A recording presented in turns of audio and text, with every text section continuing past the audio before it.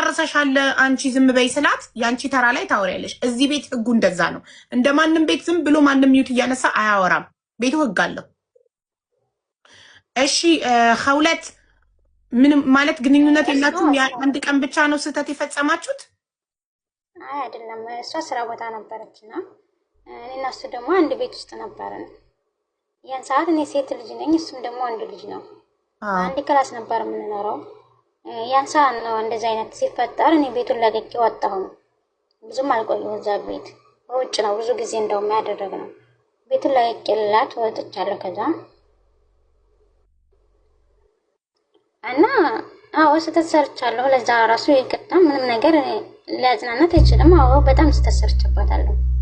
ማድረግ የለብኝም ነበረ ማለት የአንድ ቀን ስህተት ነው እኮ ነው ያልሽው። የአንድ ቀን ስህተት ከሆነ በውጭስ እየተገናኛችሁ ስታረጉ የአንድ ቀን ስህተት ማለት እኮ አንድ ሰው ተሳስቶ አንድ ቀን ያደርግና አይደግመውም። ስህተት ስለሆነ ስህተት ስለማይመደገም ስለሌለበት የአንድ ቀን ስህተት ተሳሳታችሁና ሲጥማችሁ በዛው ቀጠላችሁ።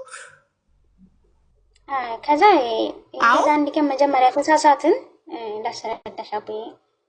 ተሳሳትን እኔ ከዛ በኋላ ላይ እኔ ፍቅር ያዘኝ። ያው ሲል ፍቅር ከያዛት ደግሞ ከባድ ነገር ነው በጣም ሲይዘኝ። እኔ ቤቱ ላይ እዛ ሆኜ ይሄን ነገር እንዲሰማ ስላልፈለኩ ቤቱን ለቅቄ ወጣሁ። ሄድኩ ሌላ ቦታ መኖር ጀመርኩኝ።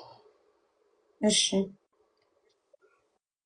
ከዛ ይሄን ነገር እሱ ደግሞ በኋላ በቃ አልፈልግም ብሎ እንደዚህ ሜዳ ላይ ሲጠለኝ ሚዲያ ላይ ለማውጣት ወሰንኩኝ።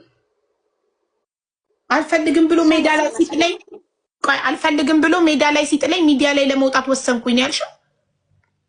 አይዋ እሷ እንድትሰማ ፈለግኩኝ። ከዛ ሰማች። እሷ እንድትሰማ ብለሽ ነው? እሷ እንድትሰማ ፈልገሽ? ታዲያ ሚዲያ ላይ ወጥተሽ ከምታሰሚያት ቀጥታ ስልኳለሽ ያገረሽ ልጅ ደውለሽ ከባልሽ ጋር ግንኙነት አለኝ ብለሽ ቀጥታ ለምን አልነገርሻት? ለምን በአደባባይ እንድትሰማ ፈለግሽ? ልታምነኝ የእሱን ነገር እሱ እኔ የተሰቃየዋትን ስቃይ እሱ እንዲሰቃይ ስላልፈለግኩ ነው ይሄን ነገር ያደረኩት። ምንድን ነው የተሰቃየሽው? እሱም ማንም በሌሊ ሰዓት ትቶኝ ሲሄድ ምንም ስራ ምንም ነገር የለኝም እና ባዶ ነገር ላይ ጥሎኝ ሲሄድ እኔ ያን ሰዓት ተጎዳሁኝ። ያው ሴት ልጅ እኛ ሴቶች ልባችን ስስ ነው።